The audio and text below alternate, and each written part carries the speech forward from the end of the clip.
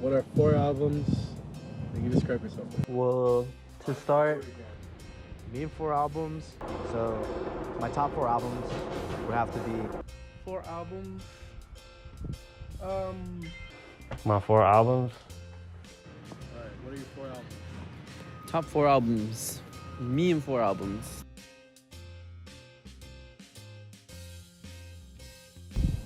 The first is the Blue Album by Weezer. Rubber Soul by the Beatles.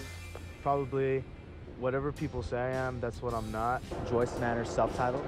Number 1 probably be Abbey Road by the Beatles. Number 1 would be The Bleeding by Cannibal Corpse.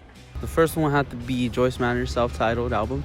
I remember this is the first band that I really got into as a kid. There was this movie called Aquamarine. We played Island in the Sun, and I really wanted to find out who it was. So then I looked through all of it, and I fell in love with that album. With that album, I just feel some type of connection with the Beatles. I think the song that goes, you gotta think for yourself, 'cause I won't be there for you. It's kind of like, have a free, open mind. Just think for yourself. Don't let people guide your thinking in a way that you might possibly not like. Be open-minded and don't constrict to other people, and just open up. For the main reason that it's just super high energy, you know. I really admire that, you know. It's kind of like a look into the life of like Alex Turner and all that. It's very rebellious and very, you know, influential at the time, to me at least. It's kind of my perfect album because I could always go back to it, keep listening to it for forever, honestly. Reason because of that is that album and that band really made me go out and like enjoy shows and everything. Just to go out and start that part of my life of experiencing live music. It's the first album I've ever paid attention to or listened to fully as an album and respected as a piece of work. I got into the Beatles when I was like in 6th grade. So, and like at that point, everything I heard was just like in playlists or singles, songs like that. But that was the first time I like sat down and listened to an album in its entirety and recognize how it's how the songs are compiled, the order, overall theme, sound, just as one whole project. It was the first time I listened to a piece of music like that. And it would just be because I've listened to that album so many times. I've just learned to appreciate the technical skill. I love the rhythm. It's heavy. I love to headbang to it. I love to play the songs. I just love it. That's my favorite band, so yeah. It's short, it's quick, and it's fast. They're shooting every instrument they can. They end the album with Constant Headache. It's probably the best song that I've heard from them. The reason why I love that album is because one of my best friends showed me it during freshman year of high school, and then throughout high school it became my anthem up until like junior year. And it just really reminds me of a time where things were not going so fast, and it's just that teen angst from that album. Second is Abbey Road by the Beatles. The Lonerism by Tame Impala. Next would probably be Is This It? 2 would probably have to be Heaven Surrounds You, Surf Curse. The Strokes, Is This It? The Aura by Beyond Creation. Buds by Surf Curse. Every single song on there I love, and that album has always been in my life. I feel like it's a core part of me and is what like set the standards of what I wanted to listen to. That's a pretty album. I'd say in one of my lowest points in life, that album was a companion to me. It allowed me to see things in a different way, but to kind of realize where I was in life at that moment. Is This It? It's a very powerful album for me, you know. I grew up with it. I was like 3 when I first heard it. Someday, you know. It's kind of very nostalgic for me. At some points it got kind of overplayed for me, but I always come back to that album. It kind of started this age of music for me where I was like, man, I really love music and I really want to play music, and it just made it seem so easy, you know.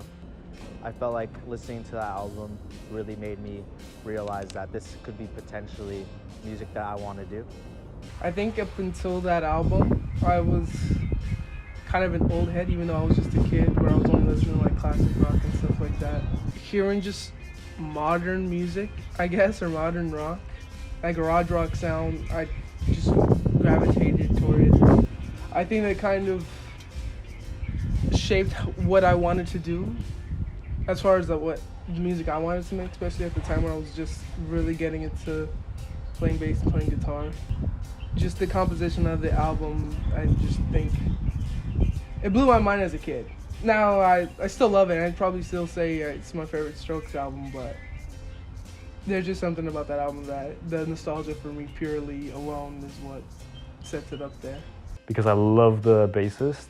It's a fretless bass. It's so smooth. I love their use of melody in combination with like prog beats. Like Beyond Creation just knocks it out of the park. I went to a show and I saw them live and I really liked what they had to, or what they played, so then I checked them out. And that album from start to end is just amazing. Like every song on that album doesn't fail me to not like it, I guess. And it's longer, it's more lengthier, but every song is a banger. The third is Heaven Surrounds You. Volume 4 by Black Sabbath. Mac DeMarco 2, Time and Space, Turnstile. Highway 61 visited, Bob Dylan. Rust in Peace by Megadeth. Third album would be CCR's, Creedence Clearwater Revival's Cosmo Factory from 1970. That was like one of the most recent albums that I've liked every single song on the album, and I felt like it represented who I am right now. It's a very emotional album. It talks about breakups, about relationships, and just not just relationships with the boyfriend and girlfriend. It's got to do with friends and just connections with people, you know? More importantly, not only connections with others, but connection with yourself and knowing who you are. For obvious reasons. I feel like them live is exactly how I want every show to be. Just very live and energetic and people in your face. I love that. I don't know, I got into Bob Dylan as a kid because of my dad, who'd be playing it all the time. At the time, I did honestly feel special as a kid, being probably the youngest Dylan fan that probably anyone would know. The sheer simplicity of it all, I thought was amazing. Just the simplicity of generally acoustic guitar and just Dylan's kind of sheer awkward vocals, but being able to make a great song after song after song of that album, it's amazing. Or like every song of that album sounds like a complete story that you kind of get entranced in, and that's hard to describe to people who don't like Dylan. They don't see it.